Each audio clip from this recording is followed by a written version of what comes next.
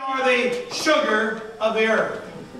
These days everybody says, well, we're just sweet, isn't he a sweet Christian? And our pastor's just a sweet. We're not supposed to be sweet.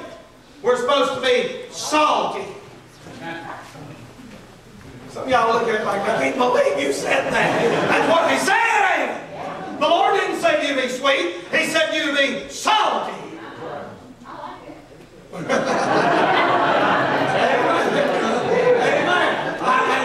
It's amazing how we got it all in. You say, oh, our pastor's just the sweetest. Well, don't you dare call me sweet. Amen. We're supposed to be salty. All right, let me say a few things about tonight. We'll hurry since we got a limited time tonight. Number one, salt keeps meat from putrefying. It preserves the meat. You know, when I was little, my daddy would kill hogs, and he'd raise up a big old hog, you know, and they'd feed that thing everything in the world. And I didn't understand why they did it then, but he'd take everything and put it off in a slop bucket. Anybody in here ever raised hogs? Okay. All right, y'all redneck enough to understand this. But you take this hog and take the hog off, and you feed it everything. It don't matter. Whatever the family don't eat, rake it off into the slop bucket. It goes off in, I'm telling you, coffee grounds, banana peelings. They might be a baby doctor, it ain't no telling. Put it in there, the hog will eat it, I'm telling you. You flavor it a little bit with coffee or anything, and down, it's gone. Well, you put that thing in there and you get it up fat enough, and Daddy would always say it'd be about middle of October or something, it'd be frost on the ground, and he'd say, hog killing time. And I didn't know why they did that. They had to get cold for some reason. I don't know, kill germs or something, I don't know, on them. Well, anyway, they'd take it down there, and Daddy, they'd take it and say, all right, look up here. Hey, Mary, look up here. And she'd look up like that, and they'd take 22 rifles, shoot her right between the eyes. And boy, that thing would flop around and squeal and holler, and you know, and then they would, when it's dead, they'd drag it out there, and they had a big old barrel, 55-gallon barrel like that, with boiling water and fire underneath it. And it was solid boiling water, and they cut that thing up and take them big legs and ham and put it down in that boiling water to get the hair and stuff off of it. And then they pull it out. They had a big old table with about that deep of salt on it. And put that ham in there and just roll it in that salt. It'd be that thick all over that thing. I didn't know why they did that. I didn't know until I started preaching. They'd take that ham and then they'd wrap it up and take it over and hang it in the smokehouse. And I'm telling you what, that'd be in October, but it'd be June of the next year. 8 months later, my mom go up there, get down in the smokehouse, take that one of them hams out of there, and slice that stuff up, buddy, and put it in the frying pan. A slice of it about that big, about that thick. And I'm telling you, about 6:30 in the morning, that smell will come through the house. It'll make your tongue slap your brains out. Get in there and eat it, and real gravy, not that old fake stuff that's like Elmer's glue. Real, where you put the flour and grease in the pan, and then pour milk, evaporated milk, and make real gravy. You know, I don't know if you have that down here.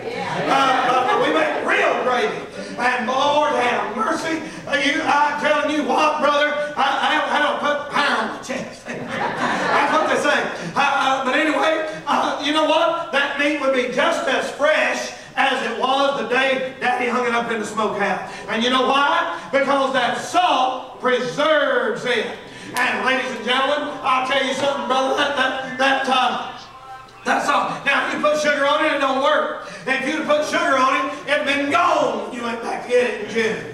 Bugs would eat it all up. But you put salt and it preserves it. That's all the way through the Bible. You think the world's bad now? The world, you wait till we get gone, brother. But the only thing that's keeping this world from being completely rotten is God salted it down with Christians all over this world. When we're gone and the tribulation sets in, it's really, really going to get bad. And salt preserves it. Like Abraham, there in the book of Genesis 18 and 19, the Bible said God was going to destroy Sodom and Gomorrah. He's going to wipe out 2 complete cities. Well, Abraham had a nephew in there, and he went down and he prayed him for a lot. And he said, Lord, Abraham, the beginning of the Jewish people, Abraham, the first Jew, he said, Lord, don't do it. I got kinfolk down there. He said, God, what if I can find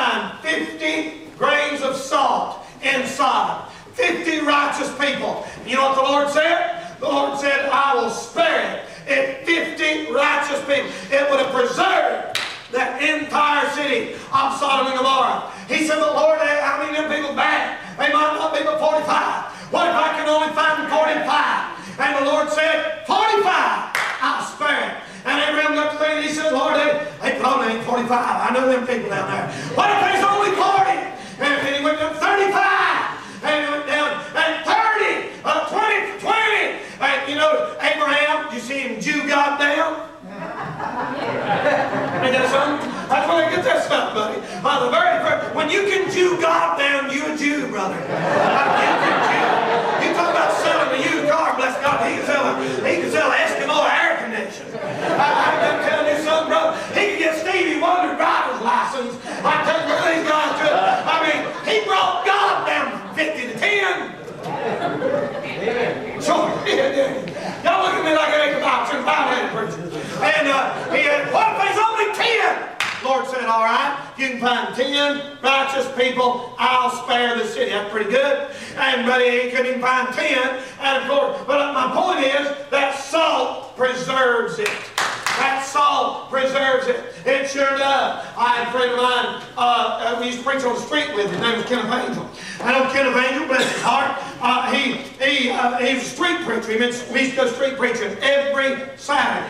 When I was a young preacher, we used to go I still do occasionally, but not like we used to go every Saturday. I like clockwork. 15 or 20 of us. And everybody turns preaching on the courthouse lawn or at the flea market. I mean, brother, it might not have done nobody else no good, but it sure helped us.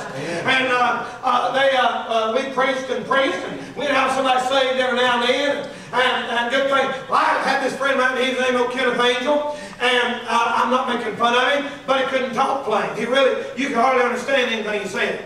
And I tell you what, buddy, he preached, and when he preached, here's the way he preached. I'm not making fun of him. I'm making a point. He said, I get right there. I'm telling you, you couldn't understand, but you could feel it. I agreed with everything he said. I had no clue what he's talking about. I said, I know he's right. You could feel the Spirit of the Lord on him. It was salt. It was salt. The Bible said, let your speech be with grace, seasoned with salt. Why did God say that? Isn't that a weird verse? That's the strangest verse. Your speech is supposed to be seasoned with salt. Just like your food is seasoned. Just like food ain't no good without salt, your preaching and Bible teaching ain't no good without the Spirit of the Lord making it seasoned. Can you understand that? I'm going to tell you something, brother. Oh, Ken, he get up there, and you got him a job working construction. And these old boys, they was rednecks. They'd come out there in their T-shirts on, you know, their cigarettes rolled up in their sleeve, and have drink beer on their lunch break and everything else. And old Kenneth got out there, and he got out there.